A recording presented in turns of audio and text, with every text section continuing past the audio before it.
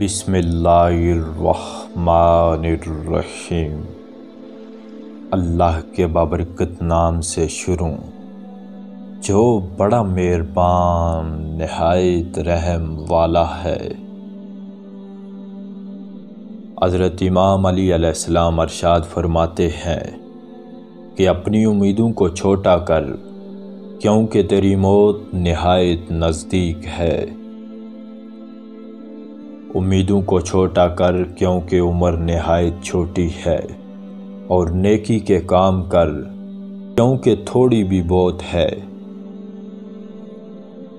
جو شخص سراب سے سیراب ہونے کی امید رکھتا ہے، وہ اپنی امید میں ناکام ہوتا ہے اور پیاس سے ہلاک ہو جاتا ہے۔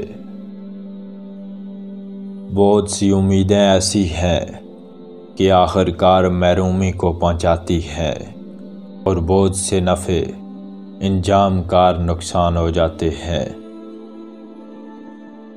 جھوٹی امیدوں سے بچتے رہو کہ بہت سے اقبال والوں کے دن الٹے ہو گئے، اور جن پر ہر صبح کو لوگ رش کرتے تھے، شام کو ان کی رشتہ دار عورتیں ان پر گریہ زاری کرنے لگیں۔ موت کو ہمیشہ یاد رکھو، مگر موت کی آرزو کبھی نہ کرو۔ جو شخص بڑی بڑی امیدیں باندھتا ہے، وہ موت کو بہت کم یاد کرتا ہے۔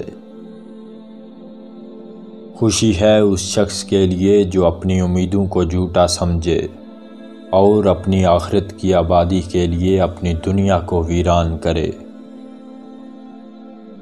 اللہ تعالیٰ کی نافرمانیوں سے پرہیز کر، اور اس کی اطاعت پر کاربند رہ، یہ تیری آخرت کے لیے ذخیرہ ہوگا۔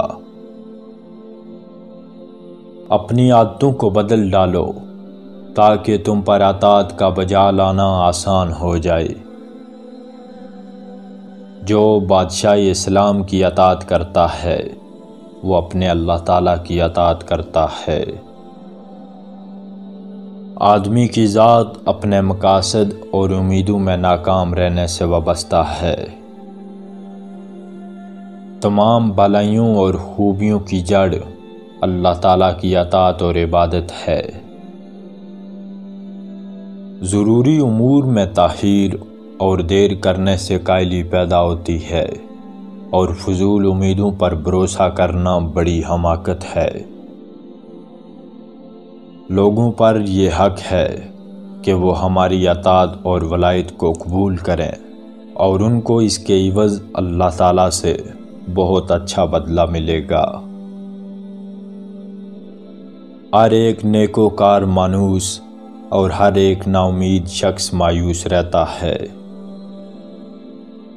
جس چیز کی امید نہ ہو، اس کے لیے بنسبت اس کے جس کی امید ہو زیادہ تر قریب ہونا چاہیے۔